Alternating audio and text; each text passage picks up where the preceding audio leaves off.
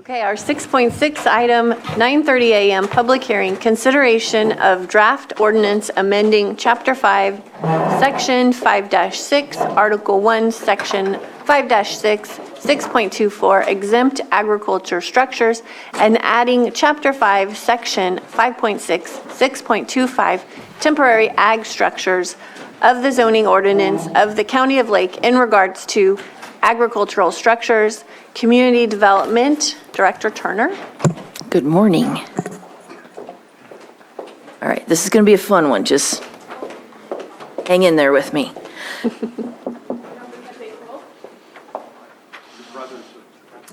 Last year, at the end of September, the board adopted a resolution of intent to make various amendments to the Lake County Code and zoning ordinance that are specific to cannabis-related businesses and structures related to that.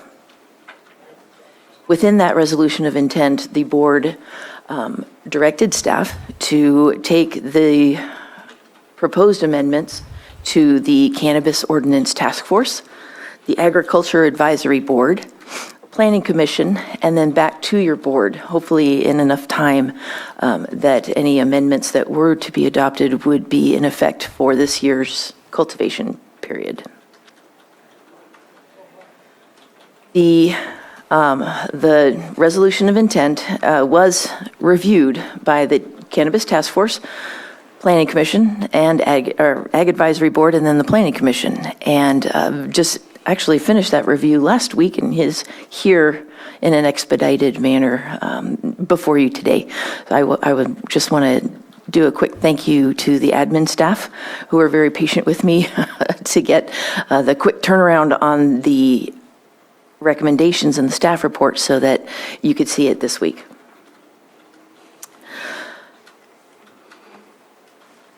Because there are a number of recommendations, and additionally, because there are a number of these items that if the board supports them will require CEQA review, which has not been completed yet, our recommendation, we have a couple different ways you can go for the final recommendation, and I'll repeat this again at the end of the presentation. The first one is just give staff direction on your preferences of the recommendations that are before you, as well as adding any others that you may have.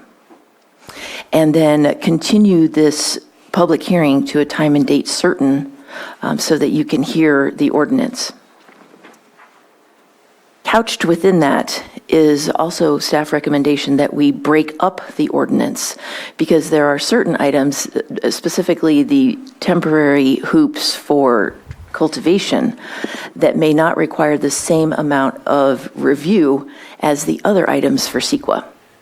And so to remain in this expedited process, it may serve the board's interest, or if the board does desire, we could come back next week with a draft ordinance specific to hoops for cultivation, temporary hoops for cultivation, while the remainder of it goes through additional amendments per your recommendations, as well as appropriate environmental review. So I'm going to go through. I have the recommendations from all three bodies included in the staff report, but I just want to highlight a few that kind of shown out that I think the board would like to hear about, but feel free to ask questions. Okay, so I'm going to use the resolution of intent as sort of my framework. If you'd like to also refer to that, it did go in order, starting with Chapter 5, which is where we house the agriculture exempt structures policy, and then jumping over to Article, the zoning ordinance, Article 17.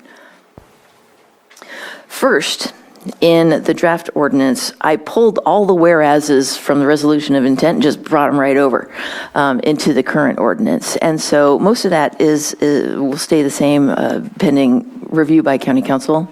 However, that last one that I highlighted in the draft ordinance is whereas that just stated the board's direction to have this reviewed by all those bodies. So I was going to update that to just have the current dates of the meetings to make sure that it is memorialized, that it did go through significant review. Actually, I just lied. I'm not using the resolution of intent. I'm using the draft ordinance. Okay. Section 1 has to do with adding criteria and regulations for the exempt agricultural structures.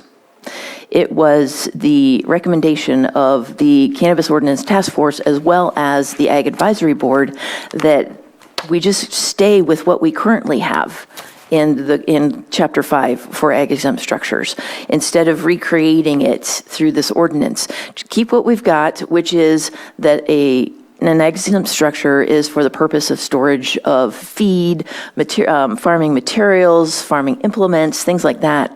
It's not a place of employment. It's not some place that somebody's going to hang out a lot or spend considerable time.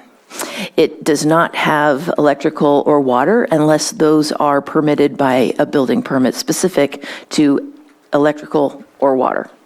But the structure itself does not go through a building permit. May I interrupt on that comment? Certainly.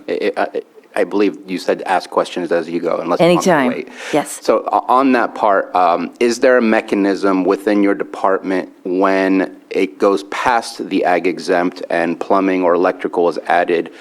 Is that when because I know in my conversation with the fire districts, they were worried that some buildings meet the criteria of the fire fees and some don't meet the criteria. Is there a mechanism to ensure that that's not missed whenever a new permit goes in, or do those permits not trigger those fees? Typically, an ag exempt building permit is reviewed by the agricultural commissioner and then community development. I am not certain if the standard sign-off for fire districts are included in that application like they are in all our other building permit applications, but if they are not, we're happy to get that added. And mainly the question is, if I add electricity, is that still an ag exempt building, or does it become a normal building permit where the building permit would trigger those fees? Adding electrical would not require building permits for the structure itself. Okay. It still remains an ag exempt building permit. And so we are not reviewing the engineering or the plans for the structure itself, but we do review and inspect any electrical or water that goes in. And water's limited to a sink, a cleanup sink. Yeah, you wouldn't want to have a full-on bathroom or something in there, because then the possibility of habitation is encouraged, and we just really don't want that in that style of building. May I add that as these ag exempt structure applications come into community development, sorry, for the record, this is Andrew Amalong, the Cannabis Program Manager. We bring in those ag exempt structure applications, and we have the building division right there. So a lot of times we'll take a look at it before we send it over to the ag commissioner for their sign off and see what level of electrical and water is involved and whether or not the building division feels that triggers a building permit. We do also verify ongoing commercial agriculture. And so in the case of cannabis, the use permits would already be in existence or be in process. And so the review, right now we'd have a little bit of catch up for already existing permits, but in the future, it could all just go together. And so, yeah, our goal is not to skip any reviewing agency, particularly fire. One of the priorities that came up in the Cannabis Ordinance Task Force is prioritizing safety, and also making sure that the fire fees that are due for protecting these structures are paid. And may I add that brings up a good point in terms of why we're discussing this in the first place, because of the need for an ag exempt structure to have a pre-existing agricultural use on the property. The language and the requirements just kind of leave it at that, and it's up to the ag commissioner to make that determination. I believe the previous ag commissioner had a 2-year existing agricultural use on the property requirement, but I don't believe the current ag commissioner is going by that metric. That's a policy that's up to the ag commissioner. However, the delay, or the reason why cannabis was not allowed access to these ag exempt structures was the debate over whether or not cannabis was considered an agricultural activity. But since the state and the board have made clear that cannabis is considered an agricultural product within Lake County, it's pretty much just a policy change. There's no need to amend the ordinance as it or the code as it exists now. We would just start allowing cannabis permittees to apply, just like any other ag business. So that would remove about 2 pages from the draft ordinance. If you move on to section 2, it was recommendation, just actually for clarity, that the title be changed from temporary ag structures to temporary hoops for cultivation. The task force made a recommendation that the temporary hoops for cultivation be exempt from building permits if they met the criteria that's on page 5 of the hoop houses. However,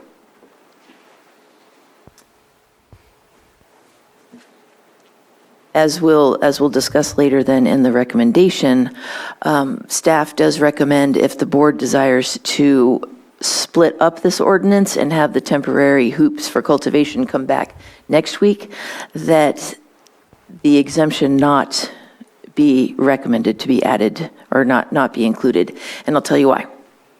Currently, they would need a permit for a temporary structure. It's not hard, it doesn't take long, but it does require then our review as well as fire district notification. Should these buildings become exempt, it is more likely that we'd need a more intensive environmental review. So it just sort of extends the time period.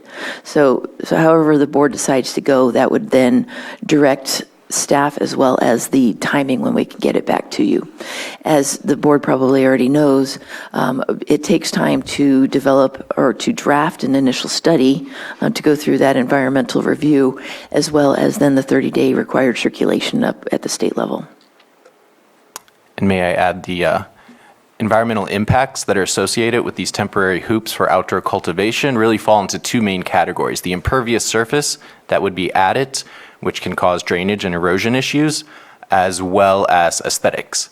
So in order to, address this with some added language, the reason why we would be suggesting that they go through a temporary use permit is that they'd be allowed to be used for outdoor cultivation for 180 days or less during the dry season. So it wouldn't have such a significant impact during the wet season when that impervious surface would be a problem. They could go up while it's dry, they can cultivate using sunlight, no electrical. The Department of Cannabis Control has opened up a pathway for them to incorporate some light deprivation, but again, no artificial light, no mixed light. And then they would have to be taken down then at the end of the season before the rainy season starts. So that can address the impacts of the impervious surface. And as far as aesthetics, we could potentially add language to look to see whether or not these applications are located within a scenic combining district. So through those 2 perimeters, it is possible that these could be categorically exempt, or at least the ordinance itself could be categorically exempt under those terms. And it would be a less rigorous environmental review as opposed to the other items within the draft ordinance. Also, if the board did decide to exempt these structures from building permits, that would not exempt them from the temporary structure permit required by our fire districts. That would still be required. And so even if they were exempt from our building permit process, fire districts would still be notified of the structures as they were proposed. Also important is a recommendation from the task force to include the method of anchoring these structures to the ground as part of the use permit process initially going forward, but that would also then be captured for the ones we're catching up with as well. It's important for our building division to understand that or to have a level of comfort that these structures are not just going to go flipping down the hill when we get our winds in the afternoons. That's actually kind of flippant. What I mean is, it's important for them to know that the structures are safe and anchored and not going to go anywhere.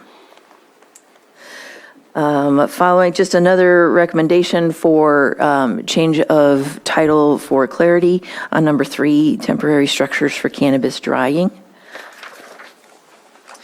Moving on to generators on page 6 of 9. It was a request / recommendation from the task force that generator policy be standardized throughout cannabis regulations, rather than have one set here for this ordinance and then the other set, which is still, you can only use it in an emergency situation. So they're just requesting standardization on that. As far as generators, Planning Commission was interested, and they wanted to make sure that there was a 100-foot setback for generators to minimize noise impacts on neighboring properties. So it's a 100-foot setback from perimeter? Correct. Okay, then on to shipping containers, which is letter I on page 6. The task force recommended that the shipping containers, 1, be allowed as just your regular agricultural accessory use, which is already in our ordinance. Secondly, that use, if coupled with drying, being used as a temporary drying structure, that period of use be allowed for 3 years or up to 3 years. This was to enable them, or to give the permittee a little bit of time before they're building permanent structures. And let's see. Oh, and then additionally on page 7, under total square footage of general purpose tents, it was the recommendation of the task force that it be increased to 10% of total canopy area.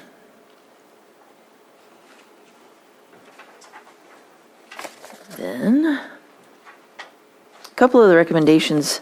So when the Ag Advisory Board met, they sort of reiterated their support for recommendations number 1, which is stick with the ag exempt structure criteria or regulations that we have. And then 13, which we haven't covered yet. And this is a requirement for the permittee to keep up-to-date site plans in an easily accessible area for emergency personnel. This could be in the Knox box if it's large enough to accommodate that, but a lot of them are not that big. And so secondarily, it would be left on an easy-to-access spot on their site. And then that location of those site plans be conveyed to the fire district. That way, when they're responding in an emergency, they don't have to wonder where the heck they are, or where the emergency might be located. They've got the current existing site plans easily accessible when they get to it. However, the discussion also considered, how you don't want to have it in an easily accessible spot for the general public, just for safety reasons. The Planning Commission also wanted to make sure, as Andrew has stated previously, that only dirt be allowed as a surface under our temporary agricultural structures, because they don't want the concrete or the asphaltic concrete as possible foundations or ground covering, because we don't want to lose the ag soils. So by placing concrete on top of them. They also, for clarity, wanted to make sure that they're okay with the 10% of total canopy area for accessory structures, but they wanted to make sure that 10% is cumulative. So you can't have 10% of, your temporary hoop house or your cargo things, and then another 10% over here for something else. They wanted to make sure that the total area for ag accessory structures was going to max out at 10%. And then, for additional clarity, they did recommend that where appropriate, Article 27 be cited throughout. So this could be cited with our definitions when that was appropriate, or like the citation for ag exempt structures then, if it was going to be kept in here at all, just be current Chapter 5. So just kind of simplification instead of reiterating everything in multiple places in our code, we just cite the areas that are appropriate. Those are the highlights. And so just to close with that, the recommendation for staff is very dependent on the board's feeling and direction. We're open, or we're ready to separate the ordinance, keeping the temporary hoops for cultivation going forward to a continued public hearing at next week's meeting, or up to the pleasure of the board, and then processing the rest separately, or however the board decides to proceed.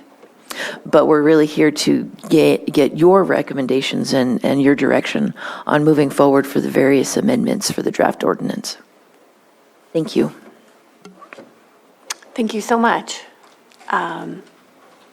We have thoughts from the board. Supervisor Green? Thank you. First off, I want to thank Cannabis Task Force. I did watch a good chunk of the meeting in January. Found it very informative. I also want to thank Planning Commission that plowed through this for several hours, and I watched most of that as well. This is a push me, pull you. You're pulled in one direction and pushed in another. For example, it is obviously more convenient to cite to other chapters. However, when you're reading the ordinance as a layman and then you're trying to cite these other chapters, it gets very confusing very quickly. One thing this draft ordinance cites to is this common definition of what an ag-exempt building is pursuant to Section 202 of the California Building Code. I couldn't find that for whatever reason, but I did find some alternative definitions for membrane-covered frame structures and tensile membrane structures that are cited also from within the California Building Code, and those definitions may have some utility, and pulling up the agricultural building, ag-exempt building definition in 202, I think should be spelled out within the ordinance, even if it is called out elsewhere. We all need to have a common understanding of what that definition is. And I sent a gently edited version of this draft ordinance to you, Director Turner, and I'm not expecting to go blow by blow, and I'm not going to go blow by blow down that draft. There's some housekeeping changes that need to happen, but I'm not really focused on that. To your recommendation, can we break this up and possibly bring the hoop house portion of this forward sooner rather than later? Yeah, I don't think we can bring it back to a hearing date and time certain, because if we just bring back the hoop houses, that proposed amendment of the draft ordinance would probably be so substantial we would need to renotice. But I am interested in moving the hoop house part of this forward, just because I think it's doable and just because I think there's some interest, strong interest in our community to get that done. I struggle more with the general purpose tents and the storage containers, and I particularly struggle with the reliance in the draft ordinance that would allow pretty widespread use of generators at those facilities, albeit for a short period of time, 60 days max for these temporary permits as they're written. But I go back before weed was even legal. When I was still down in Fresno, we were still fighting for the right to do commercial cannabis. Generators were the #1 source of complaints for all the illicit grows that we were suffering from in the rural communities in Fresno County. Generators continue to be a source of complaints in our license permit applications, and also generators that continue to be used on a widespread basis by our illicit growers. Going back to the push me, pull you, there is a need for structures to do drying. I don't accept at face value that drying only does not create an occupied building for purposes of permitting or for purposes of fire compliance. They're in and out of there a lot. If you're hanging plants, you're probably trimming and bucking plants and stuff in there, whether it's called for in your permit or not. It's just a fact of life. That's what we're trying to do. They're trying to stand up temporary on-site processing capacity in addition to drying capacity. And the more you lean toward that model, the farther you get away from a temporary structure. So if we were to plow ahead with this at all, I'm looking at the generator language for both the storage containers and the general purpose tents. If we were to leave that in there, I would propose adopting the same language as we use for the hoop houses, generators, or for the ag exempt building part of this in the 6.24. For a permanent ag exempt building, the language says generators are prohibited except for emergency backup power purposes, and it gives a definition of emergency. I can't imagine giving greater flexibility to use generators for a temporary structure than is currently allowed for a permanent ag exempt building. And I believe one of the recommendations from the task force was to just bring generators back and address that more holistically at a different time. So I'd be supportive of that too if we just take it out. But if we're going to have any progress on these tents and these storage containers, I think the language that applies to permanent ag exempt buildings, generally prohibiting the use of generators except for emergency backup power, would be appropriate. That would not prohibit them from using solar power on site if they have that capability. But I don't want to set up a rural electrification program that it's all generators all the time on the off promise that PG&E is coming to the rescue at the same exact time we're trying to get our existing utilities undergrounded. So those are just my thoughts, and I know it's kind of all over the map. I do think there's a way to bring this forward with all three types of temporary structures if we make some meaningful changes. I'm also okay with moving forward just with hoop houses and bring these other two back. So thank you. Thank you very much. If I could just make sure that I'm on the same page, the temporary hoops for cultivation would not be considered an ag exempt structure. It was the recommendation from the task force that the temporary hoops for cultivation be exempt from building permits if they met the list of criteria that are in the ordinance. But those are temporary structures. Ag exempt structures, as listed in Chapter 5, are not temporary. They're permanent. And so just to make sure that the delineation is sort of nuanced, but it is specific. And so we would not be treating them as ag exempt structures. Supervisor Spatier. Thank you. Thank you for coming back. You made it.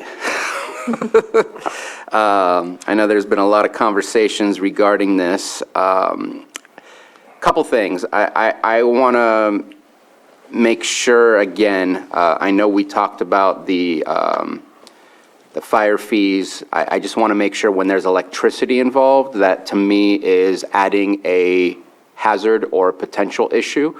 That's why we have our fire districts here, so I want to make sure that gets triggered in some way, shape, or form. It doesn't make sense for a barn to provide school fees because you're not adding people, but if you're adding a structure with electricity, I think that also, it creates a threat, it creates a potential danger, and so that, I'm not going to let that one go.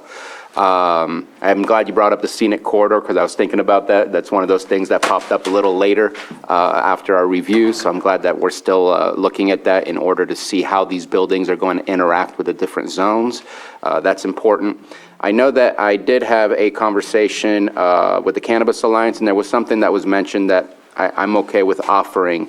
They were looking at the criteria for the hoop houses being a maximum of 20 and a maximum of 100 feet. Is it possible to look at maximum of 20 and then no more than 2,000 square feet? So if they want to go less than 20 and maybe go a little longer, they still have every 75 feet, they have to have an exit? Or is there a reason why it was set at 100?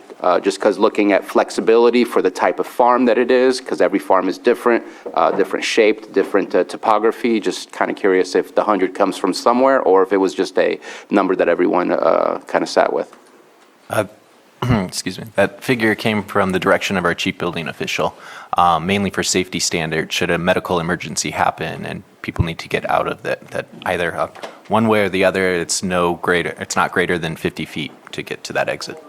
So, I believe it's 75. And the idea was, I believe, Unless that was changed. But also part of that concept with those, pre-described, I guess, dimensions, that was where the building official and the building division was comfortable not requiring a building permit, but it doesn't mean they have to do it that one way. You know, each cultivator is different, each of their farms are different, and they want to, you know, design something that fits their needs, and at which point we would take a look at it, and, you know, in some certain cases, they could trigger a building permit.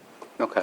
So it does say maximum for each dimension, and so the flex. The maximum for the building division to not require a building permit. Okay. Not the biggest deal, but I thought I'd bring it up. That one I will not fight for.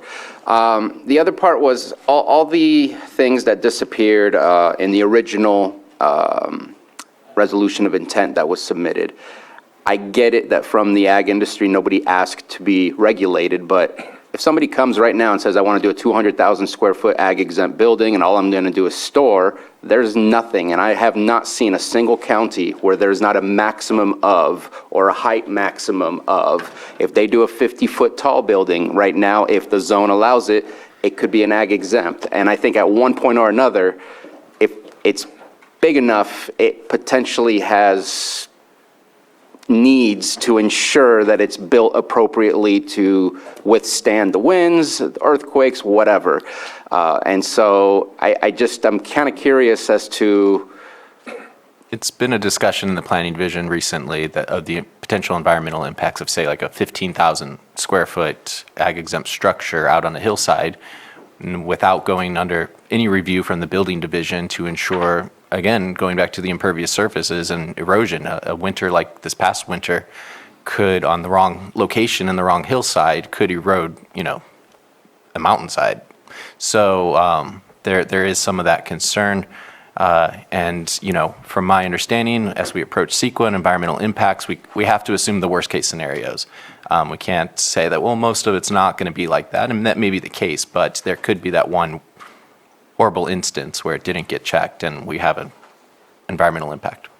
Currently, the existing code requires that the community development director review the application for its use and its size and its location to make sure that it's commensurate. So that is a little vague. However, I do expect that any community development director or designee would have an issue with a 20,000 square foot building being commensurate as ag exempt. Because I want to say that in the past, because there's only 4 things, and those 4 things are not restrictive in many, many ways at all. One of them is like, check your FEMA, submit a plan, prove to us that you're actually the landlord or the owner and that you are doing agriculture. That's very vague as far as to any size, types, or anything. I don't want to restrict what's already there to make people non-conforming, but at the same time, having some, it's been so vague that I've seen different directors say yes or no to different things. When we have it in language and set in stone, it makes it easier for the public and the director to know exactly, and I'm talking the ag commissioner as well as the CDD director. So my personal opinion is I'd love to continue to work on getting some finalized numbers, working with the ag community and saying, hey, what's the maximum size building you guys have out there? And let's see if we can just set it right above that point so that nobody's in non-conforming, but at least we're not going to have this really strange offering where you can't really say no because there's not a rule to say that you can say no. There is, but it's very vague for me, and I'm uncomfortable with the vagueness. We want to support our ag community, and we want to bring in new ag to evolve. And I just want to make sure we don't get ourselves in a situation where that's not what we expected. And so setting those setbacks, setting those restrictions on size or things like that, to me, would be a healthy thing to look into. Okay, and just, I apologize for the statement, but it was very confusing to read what was submitted when there's changes that were provided to us today that I was not aware were necessarily the changes. So I look forward to the next one. Just because I was looking at the draft, because the resolution one was obviously the one that was submitted originally for the Planning Commission to review. But the ag exempt still has 1 through 13 with all the restrictions and the setbacks. The It still says 2 years for shipping containers. I believe you said it's 3 years. So it was really confusing to read through this when it's not necessarily what the recommendation was.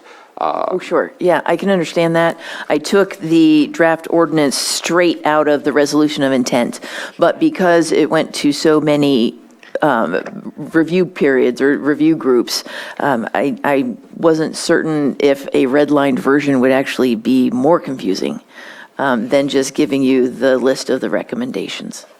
But next time when it does come before you, we'll have much more clarity on the recommendations and the preferences of the board. That's when you're going to get a red line version. Okay. And I think that the whole context of temporary buildings and the limitations on them is to get people into permanent solutions. There are many already available, but the timeline of getting their permit, let alone to getting their building permits for permanent stuff, just adds on to the burden. So this is, I think, a good segue towards where I think everyone should eventually get to. So this is a great start. Did you have something? Yes. So I just wanted to cover a couple of things. Glad to see this CEQA process. You're recommending to go back through it, right? That's what I think that's good. Cannabis Task Force, the recommendation document that they provided in the meeting, was it submitted to the Planning Commission at all? Or, I know it's not on ours. No, I just submitted the actual recommendations that were approved Okay. by the task force Okay, as in a list form. okay. Because I know it just doesn't seem as if some of it matches what the body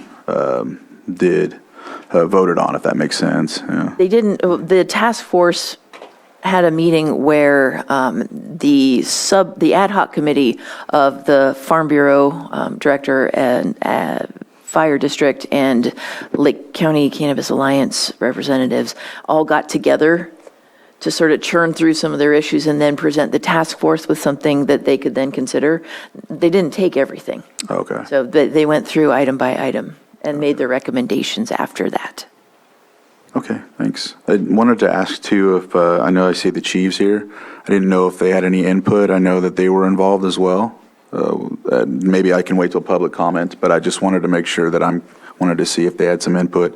I wanted to see what the setbacks for ag exempt structures, I feel it needs to be further. And the enforcement guidelines for failure to remove after 60 days. Is there staff limitations on that? Do you think there'll be staff limitations on that, or do you think that would be something that the department can? No, they would apply, if they are not exempt from building permits, they'd apply simultaneously for a building permit and a demolition permit. Okay. And so staff does have the capacity to do those inspections. Okay. And I heard Supervisor Green talk about, I think it was the generators in general for emergency purposes, and I like that.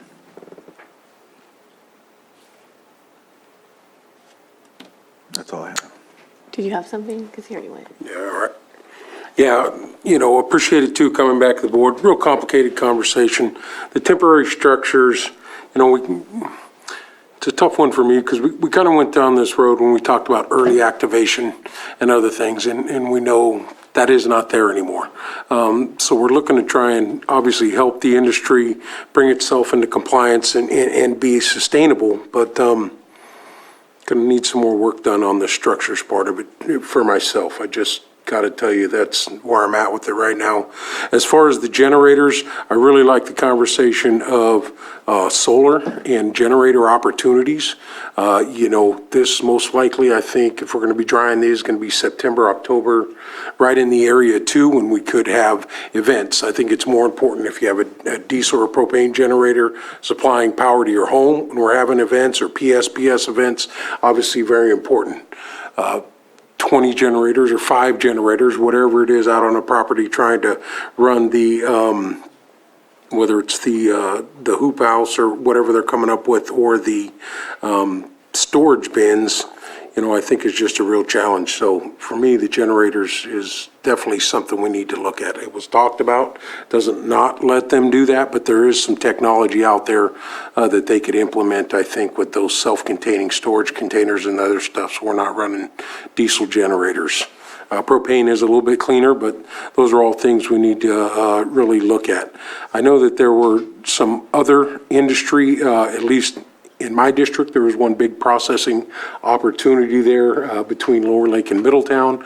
That business was looking to come up. I'm hoping that the industry is talking amongst each other, looking at these large facilities, so we're not, plopping these things up everywhere throughout the ag, and like we said, our scenic corridors. So I think we're moving in the right direction, just don't know how we get there to satisfy, the concerns that I have with the temporary structures. I understand, I've sat here right here before saying I want to support the industry, but the industry also needs to look at those other opportunities that are out there to move to a permanent solution, not a temporary solution. So appreciate the hard work, and yeah, it's going to take some time, and I know we're on a time schedule here to get something passed and implemented so it could be used this year, whatever it looks like. So those are some of the initial concerns that I have. As far as restricting the size of an ag structure, we're currently a right to farm county. That's where we are. If, for some reason a farmer wants to put in a 50,000 square foot structure on their facility that is ag exempt, I want to be able to support that. I have always been the one, I don't want to regulate more. I would like to be able to move forward, encourage business, farmers, whatever it is, to keep us moving forward. Don't like I want to say no. I want to have the opportunity if it's not there, but I have faith in our ag commissioner, as they move forward, or she moves forward making decisions that could help our farming industry. So I'm not so much on the size of an ag structure out there with, conventional farming. And eventually, all these conversations we're having, if cannabis is ever legalized at the federal level, is going to change a lot of things for everyone. So anyway, that's where I'm at. I wish I had easy solutions for you, but I don't. But those are some of the concerns, the generators, and other things. I see we got some comments about setbacks, but the generators and the temporary solution is the problem I have with it. Just going back to our intent with early activation was, all right, let's help, and then it got away from us. So those are concerns that I have. Well, temporary with hoop houses is different than the temporary for drying and having the generators, and that's where I have a problem too. I'm okay with seasonal hoop houses for cultivation, but it's that piece I'm having trouble with too. Supervisor Sabatier. Yeah, just two things. I think the final decision that ag exempt covers cannabis already helps out a whole lot more, where we don't have to be stuck in that conversation. State law says what it says, and so it allows for that to happen. And there's definitely no way to change the definition. We have to follow whatever Article 202 from the California Building Code. We can't change that. We have to use what their definition is. Every county that I looked at is definitely using that same definition. The last one on here was enforcement. That was one of the emails that we received, was how can this be enforced? And I don't disagree that the temporary has its potential issues. But to me, if it stays longer than 60 days, if it's not following the rules, we, just like any of the what is it called when the approval, conditions of approval, they can't continue doing the work or the function of their permit if they're not following the rules provided to them. So maybe there's a need to add that to the conditions of approval in case that this moves forward. But I think if you're not following the rules on the temporary buildings for that type of thing, then we need to have some way to enforce it to make sure that there's teeth to it and not just something in writing. Going forward with projects that have not yet been approved, we have a number of general conditions that are added. So should the project propose any of these structures, we would add them to the conditions of approval as well. And further, this is mostly going to affect our approved projects. And to that extent, we are conducting annual inspections. We got through all of our annual inspections last year. We have more staff available. And furthermore, with the building permits, temporary building permits and associated demolition permits, there's also going to be the building inspections from the building division as well. So we thought about, if we do one annual inspection in the middle of the season, then, okay, if they have these temporary structures that need to come down, we might have to, add in a fee to their, increase their fee for the annual inspections to go back at the end of the season to ensure that they have taken them down properly, which would be the key to avoiding significant environmental impacts. However, incorporating the building division and cooperating between all three divisions within community development, building, code, and planning, I think we can stay on top of it. I really like that. I think storage of the plastic when it's out of use is important too, because that stuff breaks down really, really fast and turns into microplastics. I've had that situation happen at my house on accident. So I like the fee and the kind of the seasonal checkup and make sure it's being stored appropriately. So are we ready to hear from the public? Yes. I think we've got some people in the chambers that want to speak. Come on up.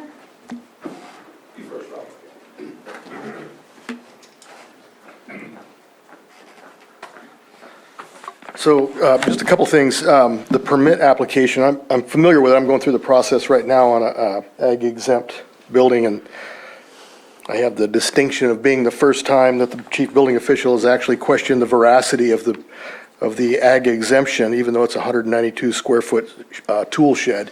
But that's a separate issue. The permit application I have here does not have anything about with the fire department. It's the Ag Commissioner, Department of Public Works, Environmental Health, and the Planning Division. So it doesn't have anything on that. The thing that I have to bring up is the size limit. You talk about the maximum. There should be a minimum. I think the minimum should be reasonable too, where you don't have to come in and jump through all these hoops and hurdles in order to have, a small operation, whatever it be. And the big problem with these hoop houses is not so much the building of them. That's an issue with erosion and all that, but you got a grading permit process for that. You have an electrical permit process that's already covered for your concern that you talked about with the electrical. That's the building department already has that. It's very effective. Same with water, any kind of facilities like that. But you have employees in these, so you got it's a little bit different when you have employees with these big buildings. But again, you have the grading permit and all that to deal with the erosion. But again, the problem is not the building of it, but it's the abandonment of it. What you talked about, the breakdown of the plastics, we see that all over the county. So there needs to be some kind of a performance bond is very reasonable. It's very cheap to get from somebody who wants to put a big building. You can have, again, size limitations, but you can have them provide a performance bond that, when they leave, and I think, we all know this discussion is going to go on long after the industry's gone. It's already really dropped off. Everybody knows that. And they're abandoning these hoop houses right and left. They're not folding up the plastic before they leave. They're just leaving them. And so somebody's got to clean that up. If the county has to go in and do it, taxpayers shouldn't have to pay for it. Have a performance bond that's allowed for it. They're very, very simple to get through their insurance company. Or you can allocate, a certain amount of the pot of gold that you have from the cannabis money that's allowed just for that, because it is a mess. It's unsightly and it's dangerous to the environment. Everywhere we build is a drainage below it, everywhere in Lake County. There's always a drainage. So anyway, that's basically, I think you look at a minimum. Anything over that, you could require the permit and then have some sort of a performance bond that's allowed for the cleanup of these temporary structures that have been abandoned. And that's the biggest risk, I think, in these buildings is the abandonment. So. Did you have something? Yeah, I just wanted to make a comment. We did something similar to that for hemp. I think it was, we called it a surety bond or something of the kind. I forget what the exact name was, but it was basically for the cleanup of, to ensure that if somebody bailed, that we would have the ability to fund the cleanup ourselves. So that there's something already to reference that we already use. Good morning. Willie Cepeda, Lake County Fire Chiefs. Just a couple things. I'm Supervisor Simon. The Operation Lower Lake there at the old Parker Plastics is a model program with the ice water extraction process.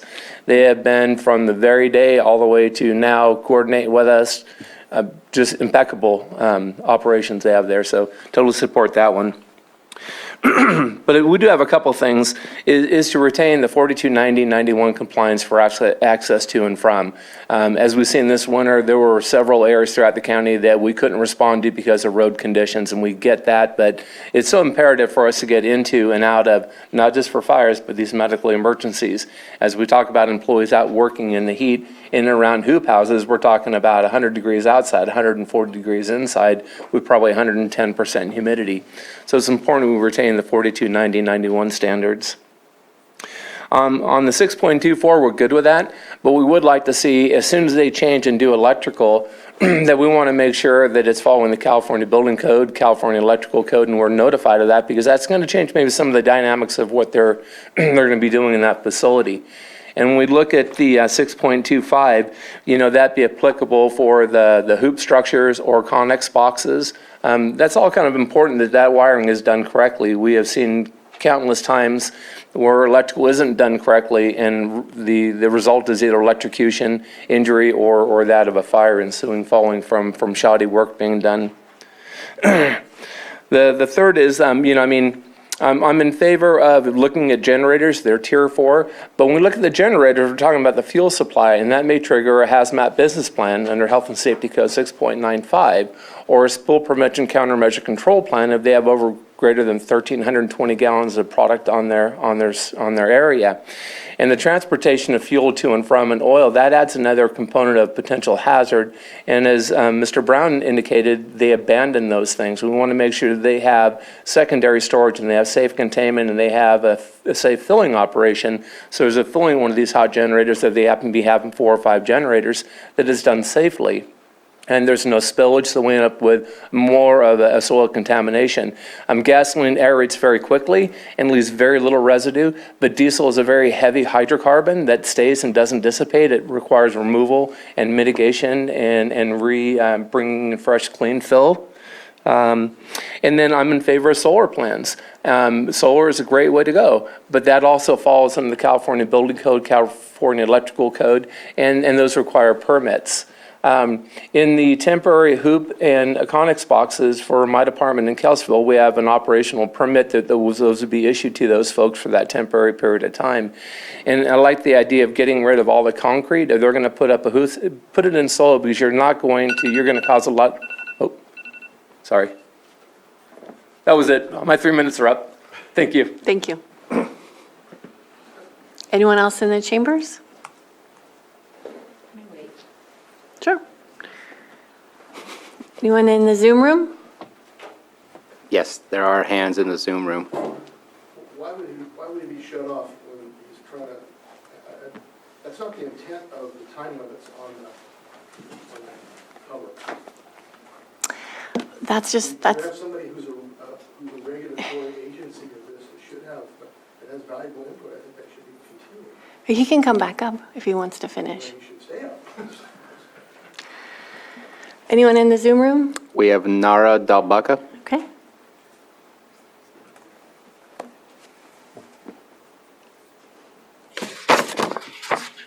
Good morning, Board of Supervisors. Nara Dalbaka. I sit on the Cannabis Task Force. And just want to say, since it's the first time I've been able to talk to you all publicly since our work started, it's been a real pleasure working with the members of the community, with the chiefs building, the ag, and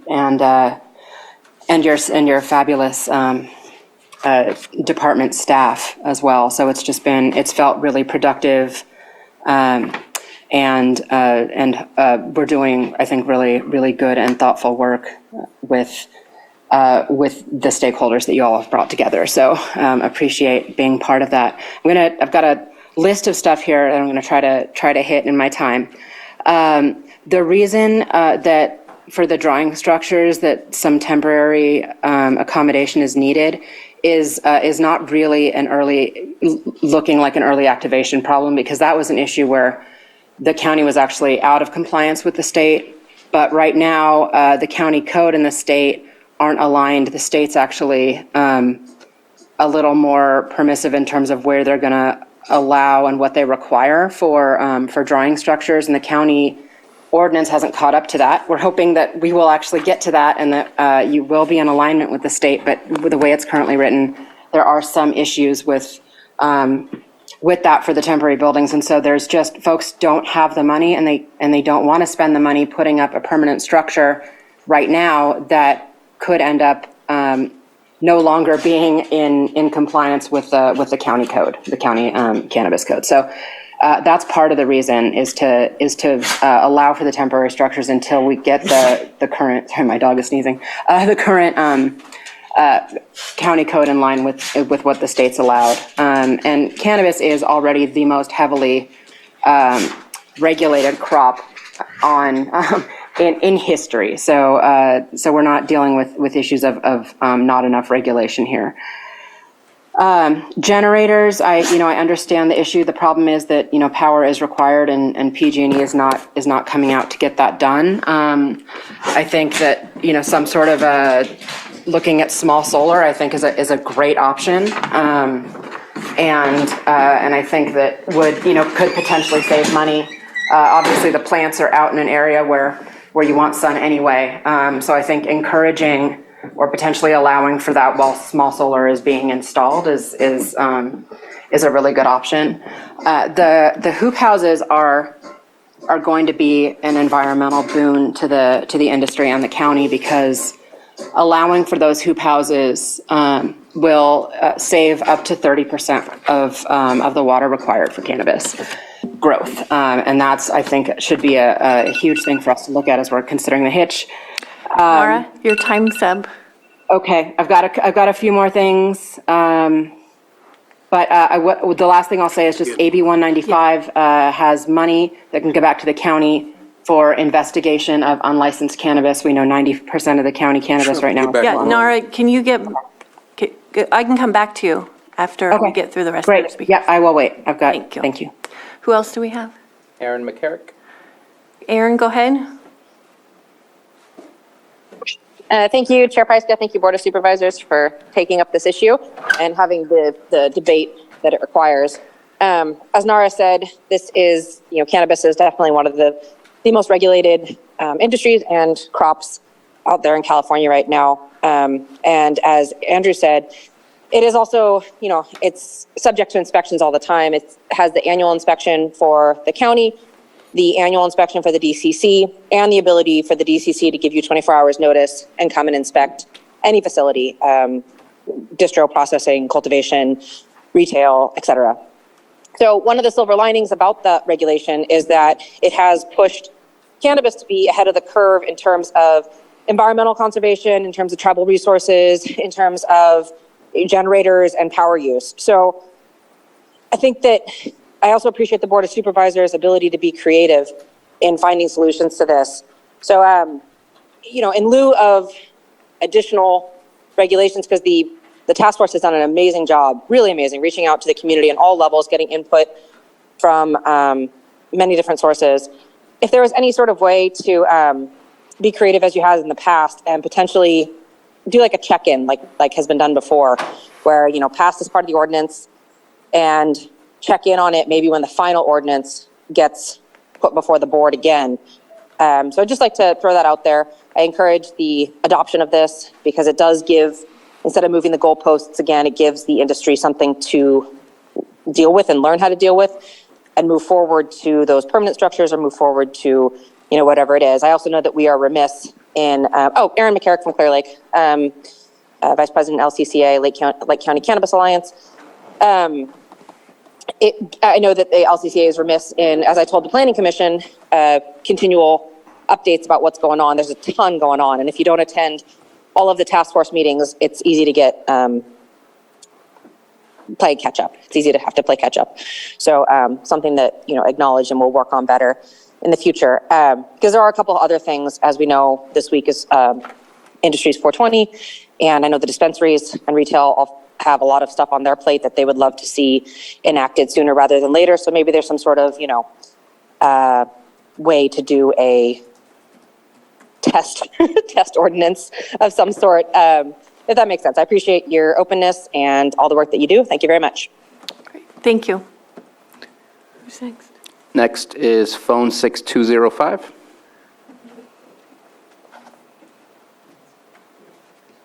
Hi, can you hear me? Yes.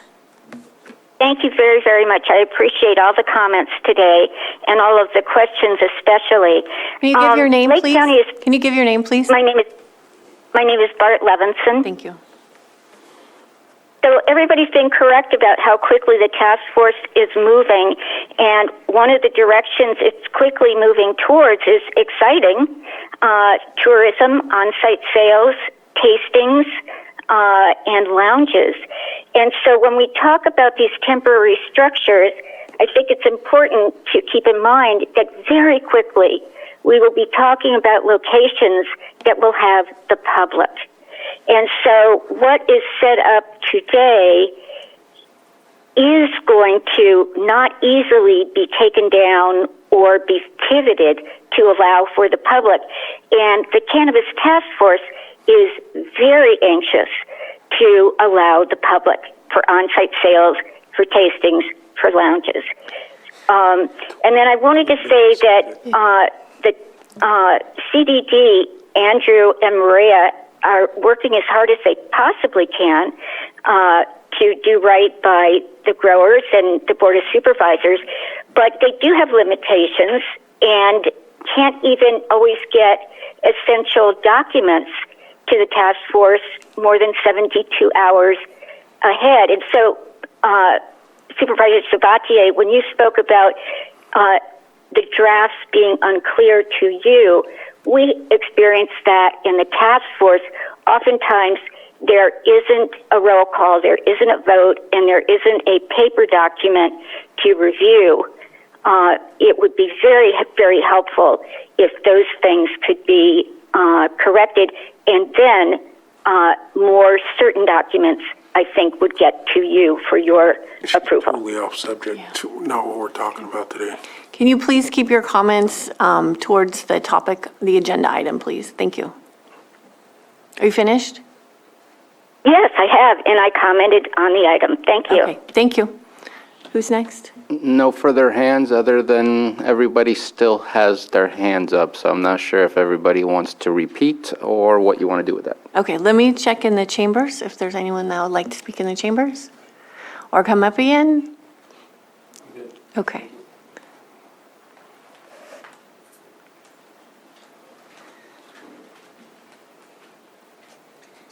Good morning, Supervisors. Jennifer Smith, President of LCCA, a task force member and a cultivator in the county. I'm not sure where to begin. This task force started back in August. Our first meeting was August 1st, and if I'm not mistaken, this might be the first item we've brought before you. I wish that we'd had some of your input ahead of the work that was done, because as we were directed to move this item towards the front of our work at the task force, a lot of work has gone into this. There was a subcommittee made up of the Farm Bureau, the fire chiefs, and myself. So to sit here and feel like we are dismantling that is a little disheartening. Please don't take that in the wrong way. It's just hard when, as an industry, we've got some pretty serious deadlines. The one thing if we're going to use cultivation hoops, they need to go now. And then dry structures, this is, I feel like, the third season that we've asked for some temporary guidelines. And while our deadlines are not your problem, it's just, I don't want to keep having the same conversation again. Generators are allowed at the state level, and there is some specific language around that the task force would like to align with. And the goal of the task force is to align with the state as much as possible. So we'd like that generator latitude. In terms of power and permitted power, we recognize that those are possibilities and they should be implemented even with temporary structures. But that's also part of going into a permanent structure. The goal is to this is a stopgap to get us from temporary into permanent and get everybody in that direction. What else? The CEQA for the hoops, if the state's not requiring it, I don't know why we would. It's a temporary structure. They're up in the dry season. They save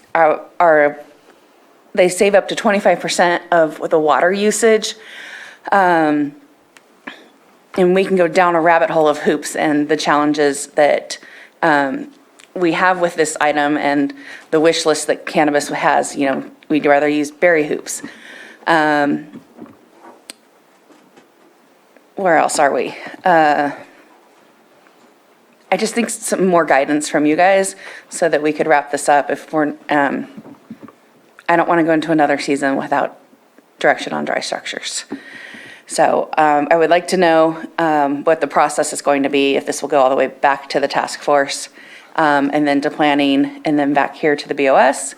And then would also like to just question if the task force recommendations are going to be, maybe like there needs to be a second review before we get here. Thank you, Jennifer. So do we have people in the Zoom room that want to speak again? All the hands disappeared. Okay, great. And if there's anyone else in the chambers, last call or in Zoom, come on up. Okay.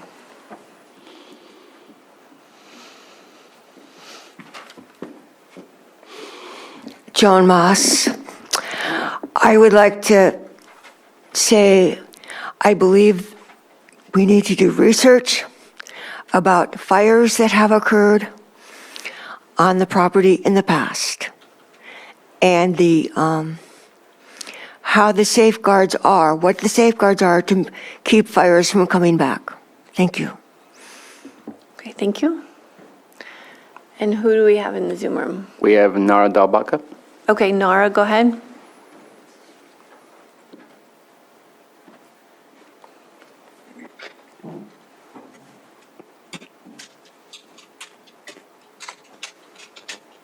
Thanks for the opportunity to speak again, Nara Dalbaka, District 1, and Task Force member. So I want to go back really quickly to some of the the unlicensed cannabis in the county.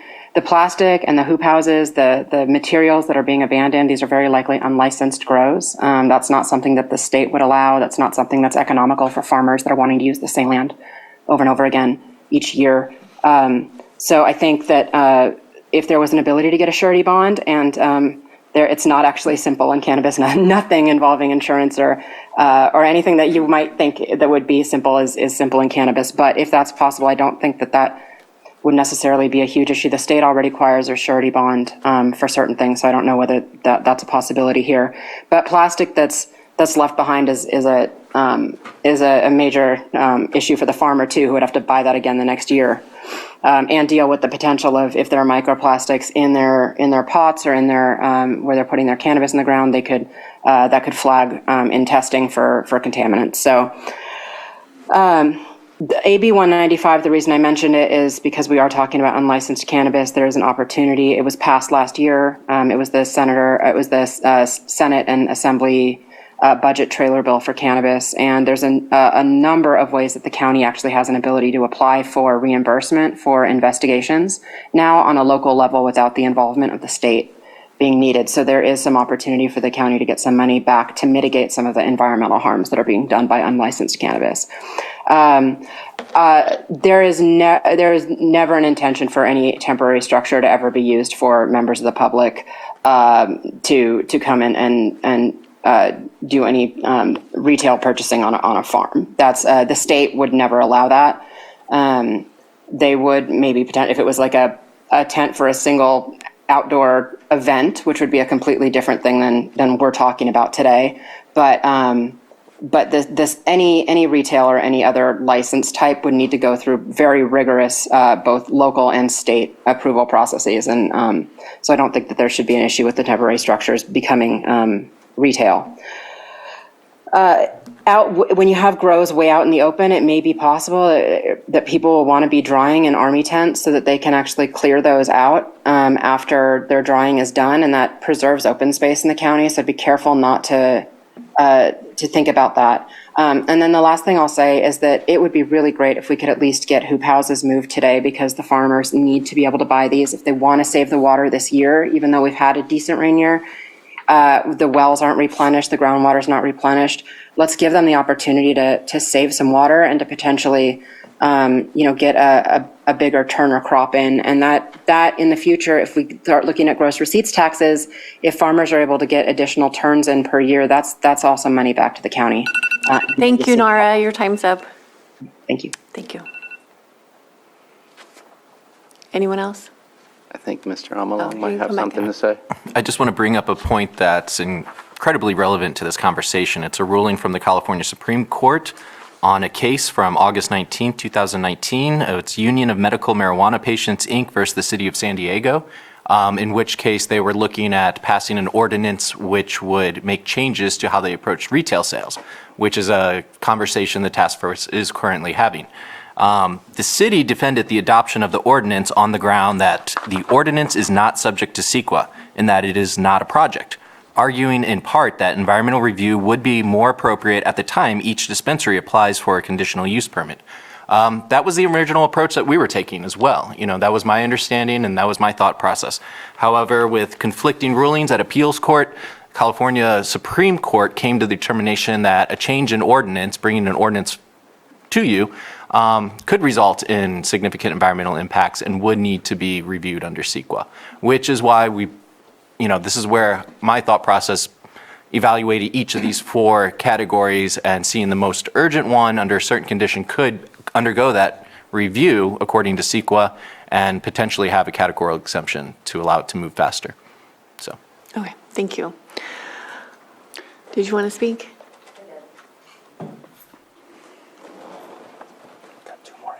And Jennifer Smith, some of this Nara touched on, but I was remiss in saying that I do think that a lot of the fear and the past experience with illegal farming is what people are used to. It's what they're used to seeing. But we also need to recognize that this is a highly regulated industry, probably the most regulated industry in California. None of us want to risk losing our licenses. So we're not, if you tell us to take down our hoops, we're going to take down our hoops. And back to Mr. Brown's suggestion of a surety bond. Surety bonds can be issued in an individual municipality on top of the state surety bond, and a $5,000 county bond costs about $240. So that's a great option if that's a path. Thank you. Okay, thank you. We have hands back up in Zoom. Aaron McCarrick. Okay, go ahead, Aaron.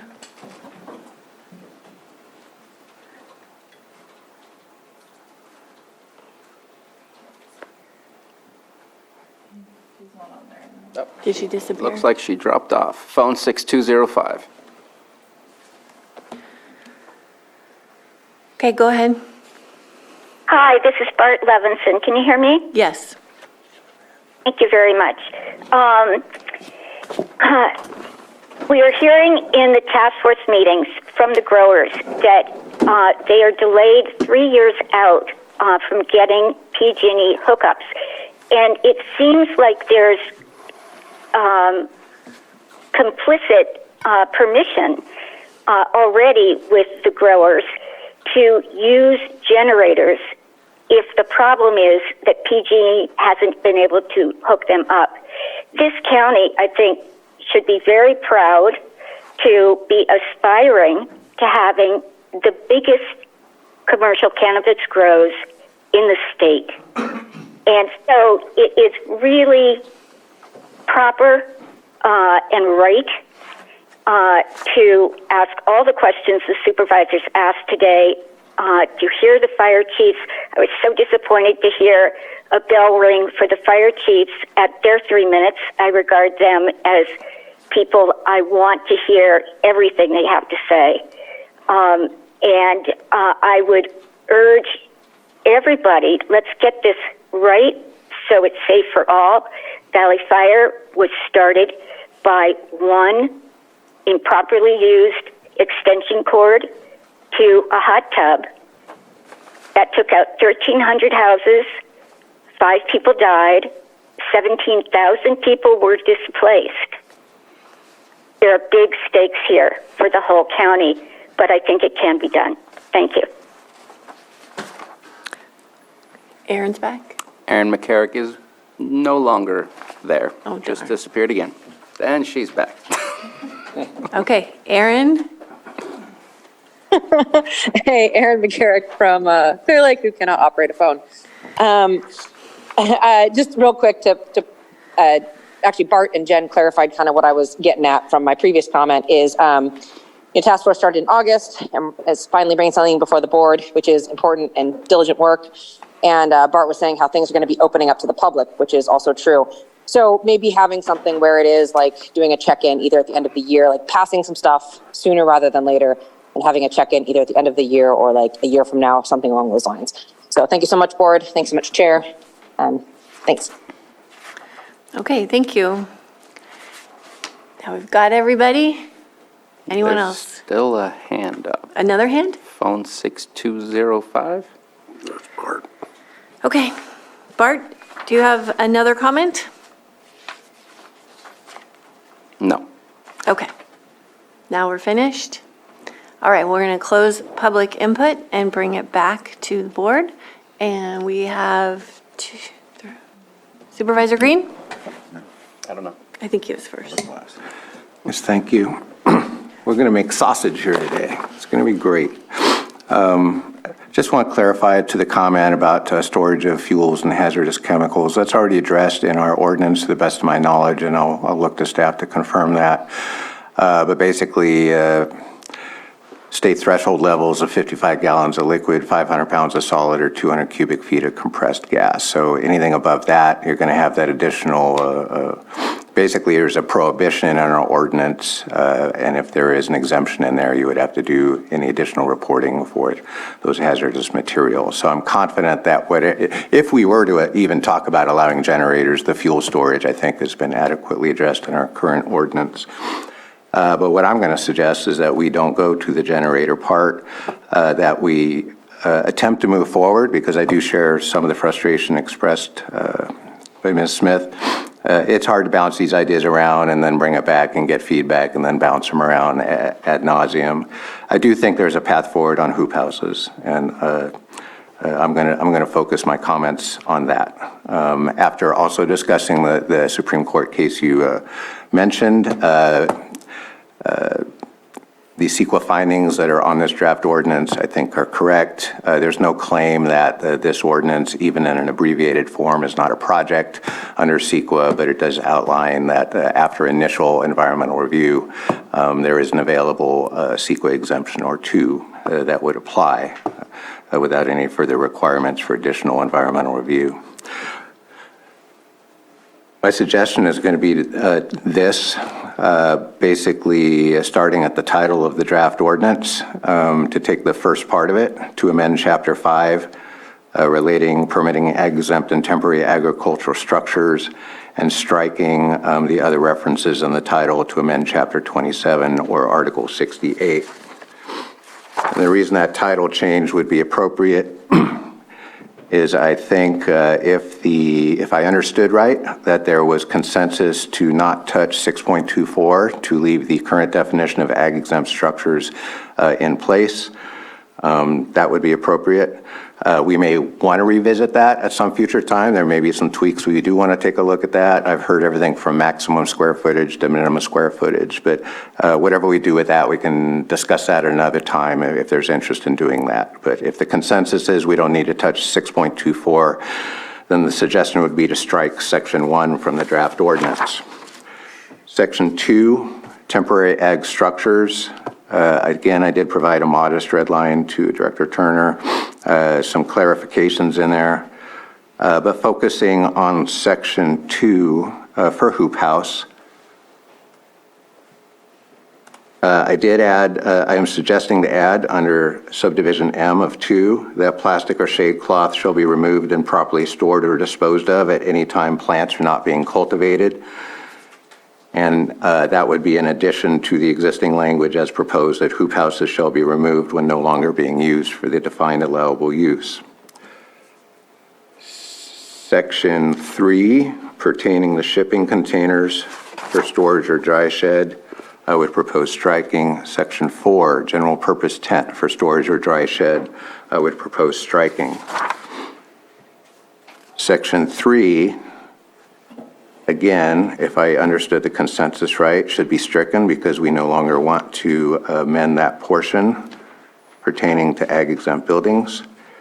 Section 4 on the page 8 of the draft ordinance would also be stricken because we had previously stricken the language, so we don't need to add those defined terms.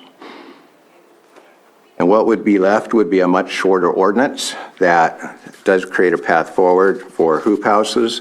I very much like the idea of posting a surety bond that is required under our hemp ordinance. It's a very reasonable requirement.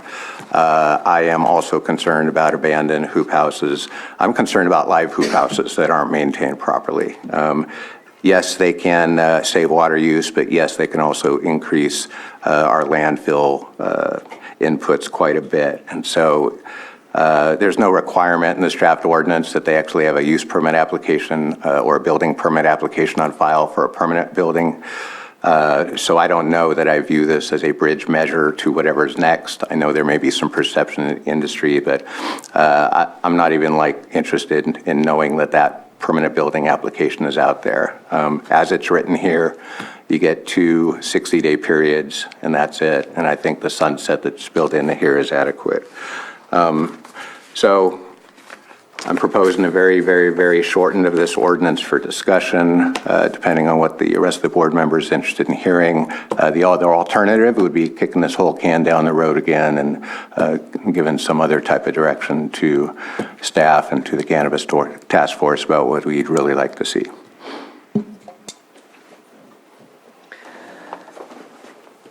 I don't know who was next over here. Go ahead. I'll be quick. We've talked before in the past. I know Supervisor Simon and myself brought some of these requests, and we still need to work on it. And I don't know how we get there, but it's one of the important things that I've been pushing for. We still have not gotten it and not sure how we get there, but we need to, is the ag road standards. Because right now it falls under ag exempt from 4290, 4291. And I would really like to look at ag road standards. There are some in Napa that was provided to me by our CAL FIRE units, our local CAL FIRE units. It's not absurd, but it creates at least a standard to ensure safety and compliance for when there's a need for emergency vehicles to go in while people are also trying to get out. Surety bonds, absolutely. Let's go ahead and see if we can implement that. Yes to the ag exempt covering cannabis, hoop houses. Let's move forward with that as quickly as possible. And the rest, I think, does need to have a good CEQA review to ensure that we are appropriately moving forward. I know that there's some talks about potentially saying no to temporary ag buildings, maybe setting a deadline, a sunset for when that goes away. Give it 5 years so that we can get at least the people that are here now to get into compliance with the ag exempt buildings, more permanent stuff, and eventually, once things have settled, that it can go away. And a check-in, absolutely yes. So those are my points. I don't know that I want to hack and slash the work of the task force. I'd love for it to come back where we can discuss the temporary ag structures a little bit more in depth in the sense that it has also had that CEQA review to let us know if it is exempt or not. Thank you. With the current timeline, we are not anticipating we've gotten recommendations from the task force ag exempt or ag Advisory Board, Planning Commission, and now this board. So it was our understood timeline then that if the board wants to separate the ordinance, fine, they're going forward. But the part that is removed for further environmental review will go through environmental review as recommended or as amended by the board, not go back again for another cycle. Yeah, Unless the board desires that we do that. To add to that, within the planning division, I've been assigned the environmental review for the ordinance, which makes sense, working closely with it. If we kept them all together, obviously an initial study would need to be completed and then circulated for 30 days at the state clearinghouse. And given the sense of urgency, we can make that a priority and perhaps still bring it in. It might be a little late for hoops for outdoor cultivators at this point of the year. They might be able to incorporate something, but we can complete the adequate environmental review for the other structures by, the fall drying season, so. Okay. Supervisor Crandall? Yes, I agree with Jennifer about, having more insight for the committee before you all conducted the work. My comments are brought forth by some folks from the public who attended the ad hoc committees who had many concerns that they feel were not heard or addressed, and that they also feel like the cannabis interest is commonly heard more. And I know when we implemented the task force in appointing representatives, I desired to choose some representatives that were commonly seen as opposed to cannabis. The same way we appointed the Fish and Wildlife Committee, we attempted to keep it evenly representative so that one interest wasn't overwhelming. So I hope to do that in the future, and it's nothing against the staff. It was our decision to appoint. But, we appointed people in the Fish and Wildlife that definitely had opposing views. And so I think with anything that has to do with cannabis, I think it's the same thing we need to do, because then they'll be at the table, they'll have their voice heard, they can make these debates even further, because we all know that folks from the public have a limited amount of say or time and whatnot. So I just wanted to highlight that, that's all. Okay, so do we have consensus to separate them and bring back hoop houses? Yes? Yeah. Okay. And then proceed with CEQA review? Okay. Is that the direction? Just to clarify, the secret review of the remaining portions, storage containers and tents, will vary quite a bit depending on the allowance or disallowance of generators. If there's any consensus we could reach today on the use of generators, even for temporary uses as outlined here, that would probably expedite their secret review. Or we could ask them to look at both alternatives if you want to take a fuller look at it. But I sense we may have a consensus that we would move away from generators at this point. If we could give that direction as we examine these other building types, that would be good. Additionally, the recommendations of the board, whether you're taking on or you're accepting all of the recommendations that were before you, or you're picking and choosing some, that clarity on that would be very helpful, because as we do environmental review, we have to have a very specific project description. And so the amendments to the ordinance should be very clear. Okay. I want to get to the point where we're not using generators, but I don't think that we're there yet. I think we still have some interim work to do. So I'm not in favor of that right now, but that's me. Supervisor Sabatier? I know that traditional ag, hopefully one day we won't have to separate, but traditional ag has access to generators. I know I had a discussion with Air Quality District for a vineyard in my district that had penalties coming, and they wanted to have a discussion, but they're available. What rules can just kind of be applied and utilized? Yeah, I'd love to get away from it, but we also have PSPS. We also have PG&E, who might be years in the making to get you electricity. Solar panels are great, but maybe that's not a possibility right away for some. I think that there's something already in existence that we can maybe carbon copy. And as far as the CEQA process, I would leave that to staff to figure out the best way to move forward. I don't think any of us are CEQA experts here. I would recommend, since they are in the draft right now, leaving them in the environmental review, similar to our projects, as we look at individual projects and they have a larger scope, but quite often, almost the majority of the time, the projects change in their plans and they make modifications as they're going through the permitting process. Should they bring a proposal to us at a larger scope, it undergoes that initial study and that environmental review. And if they make changes that are lessening the environmental impact, taking certain factors out, especially in response to the review of the initial study, then it doesn't really derail the timeline. Whereas if we were to go forward without generators and then generators are identified to be needed to be factored in, we'd have to go back and redo it again. So going large and then taking aspects out keeps a smoother timeline, I guess. Okay, so thoughts from Supervisor Crandall and Vice Chair Simon on generators? I already made my points on generators, pretty clear. Yeah. I'd rather not to see it at this point, but Yeah. I don't matter either way. So, I mean, we need. You got to make a consensus. decision. So it's my decision. Well, I agree with emergencies. I think that's fine.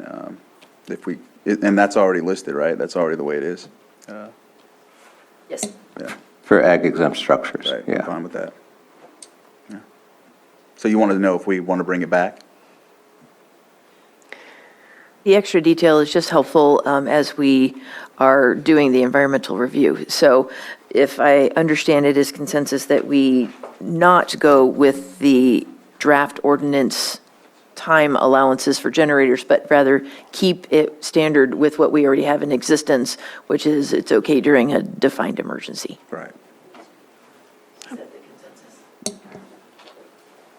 That's what I have. And there were a couple of bullet points, if we can give indication. There was the recommendation, I think, from the Planning Commission, dirt surface only for foundation. So if we're going to look at those other temporary building types, is there consensus that concrete or asphaltic concrete foundations should not be allowed for temporary buildings? Soil's good? yeah. Okay, so there seems to be consensus on that. There was a change from the draft ordinance circulated in the resolution of intent, and the recommendation is instead of 5% of total canopy for temporary structures, the recommendation is to allow up to 10% of total canopy for accessory structures. And I don't know if we want to give any clear indication on that, the recommendation at this point.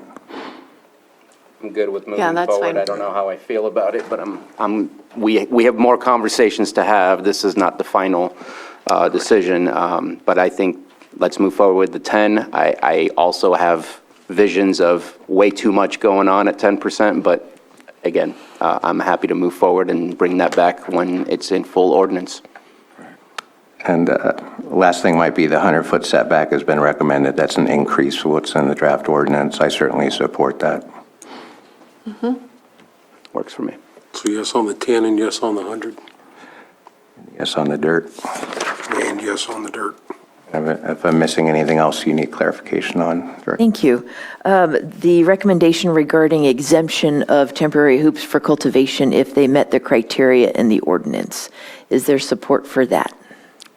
What's the rules and regulation for traditional ag? They have hoop houses. What's their process?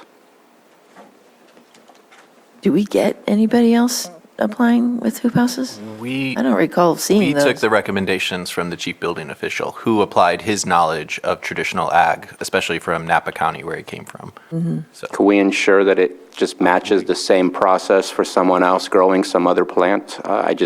Also- If there's no mechanical or electrical going on in there, I just don't see why we would have two separate regulations for hoops. That complicates things more than it should. Yes, with the caveat that if what we were intending or what we were envisioning would be that they would get the building permit and the demolition permit at the same time. So that's that system that we had planned to make sure that they're getting removed in a timely manner. So if they're exempt from the building permit, if they meet the criteria, then that's one thing, but we would still recommend the demolition permit be kept. And at one point, we can look at doing that for normal ag as well, because I'm sure cannabis is not the only one leaving out hoop houses. So it would be nice to have a conversation where it doesn't feel like we can't move the elephant in the room. I did want to offer one more thing that wasn't in her talking list, and I did share this with you, and that's the idea of when we get ready to remove these structures, whenever they're required to be removed, that we create a self-certification process by which our permittees can provide a form and some photographic evidence and all that. I know we're getting better on inspections, but the idea that we're going to hold people's feet to the fire, that they're going to get them out of there immediately after the permit expires. It'd be nice to create a vehicle for them to give you early warning that that's actually happened, and then if you do need to do a site visit, you're going to be informed by that. We had a self-certification program in the early days of cannabis under Article 72, and that idea could have some merit. I'm just throwing it on staff, so if they disagree with that, they can say so now, but I'm wondering if there'd be some consensus to give them some flexibility on that. If there is consensus of the board, we will. No. I think that was something that was positive to walk away from. We don't ask code enforcement, hey, just send us pictures and tell us that you have a clean place. We got to go back and inspect it. And I think it's the same basic compliance that we have to be the ones to make the final decision. And again, check in, yes, to see how this all works out. So there are a number of recommendations that we have not really discussed. It would be helpful if the board indicated if they support them without discussion, or if we don't include them unless they're specifically voted on by the board. If I could just go through a couple. A few of that are non-substantive, just changing titles on the sections. Good.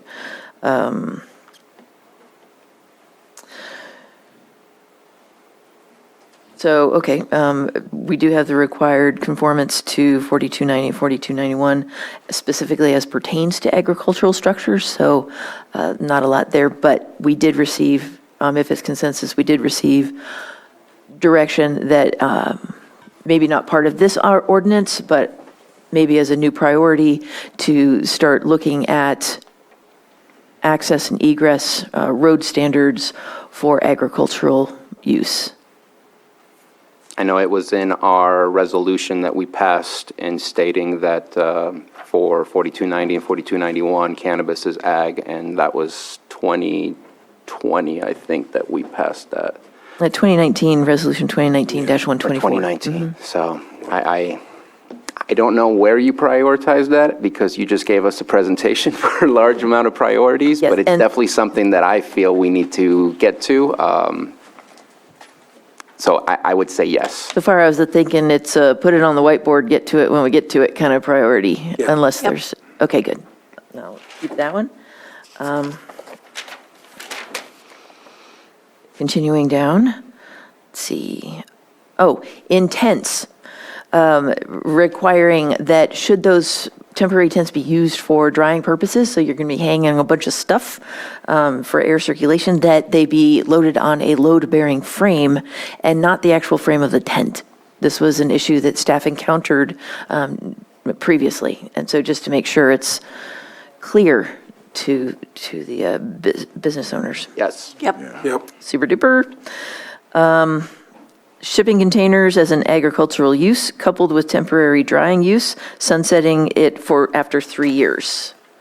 And there is an avenue for permanent shipping containers, as we see in many other agricultural areas. So I'm yes to that at this moment. Great. It is, yes, it is already included in the definitions of an accessory use for an agricultural operation.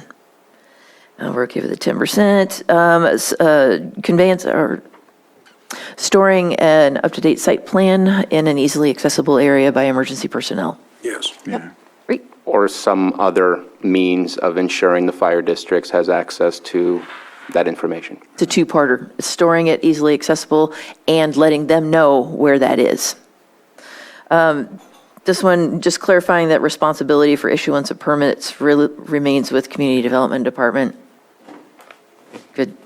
100-foot setback, dirt only, cumulative 10% is cumulative, so that 10% coverage is cumulative with all of structures mentioned in the ordinance. Great. And citations, heard an against a citation. We can go on a very conservative method, referring to definitions or things like that where appropriate. We can give it a shot and see how the board feels when we bring it back. What about those membrane definitions from the building code? Maybe we can take a look at that when you bring it back too. Membrane definitions, building code? Yeah. I see nods. Sure. Sure, okay, yeah, definitely. Supervisor Swatier? And just to say, whether you reference specific code or you write in specific code, when changes occur, then we're going to have to make sure to update no matter what we do, whether it's a reference or a carbon copy onto the code. I would prefer the reference to a carbon copy just because the code section may be the same, but it changes within that code when there's an amendment, and so I prefer references. That's one of the nice things about the reference or the citation, is that it updates automatically. And I think that's all I have. Andrew, anything else? And then there was another. Nope. Oh, and then. Oh, yeah, one more thing. Then also as a put on the whiteboard to get done sometime in the future, talk to fire folks and take a look at other jurisdictions to sort of flesh out the definition of commensurate in specifics to what is the reasonable amount of agricultural accessory square footage for structures. That it sounds like since the exempt agricultural structure code in Chapter 5 does allow for the community development director to substantiate that the use and including the size is commensurate with the ongoing existing commercial agricultural activity. It seems as though if the board is a little uncomfortable thinking that we could get 20,000 square feet of buildings or something like that, something so huge, that maybe we could flesh out the definition of commensurate, which would still enable some discretion for the director regarding use and location, but add additional clarity on what would be commensurate, so that future directors who aren't sitting right before you today would have some idea on the board's will regarding that proportion. I'm okay with that, but my personal opinion is it doesn't have to be a priority in comparison to finishing some of the things that are on the checklist. It's a slap it on the whiteboard. It's on the priority, whiteboard. Yeah. I did have a question. There was something in the draft language that if they wanted to go over that 5 or 10%, it was just with approval of CDD and the Ag Commissioner. I wonder if there was an increase over that, if it should trigger something else, like Planning Commission review, or maybe if it's over that, they've just gone beyond a temporary structure and gone into some other type of building permit. So this would be used for permanent agricultural exempt structures, but we could definitely throw that into the conversation going forward when we did finally launch that review. okay. So when did you want to come back for the first part of this? Next week, Next week? Okay. 9:30, if it's okay with Johanna. Is that okay? Yeah? Okay. Thanks. Thank you. Are we going to have to renotice? No, you need a motion to continue it to the date and time. But it would count as a first reading, since you don't have it to do the first reading today. Today was just to gain all the direction from the board. So we're going to, or if the board makes a motion, we would continue the public hearing that was noticed for today to next week at 9:30. So moved. Second. All in favor? Aye. Aye. Opposed? Okay, motion passes, and we're going to take a break. We're going to come back at 11:20. Thank you.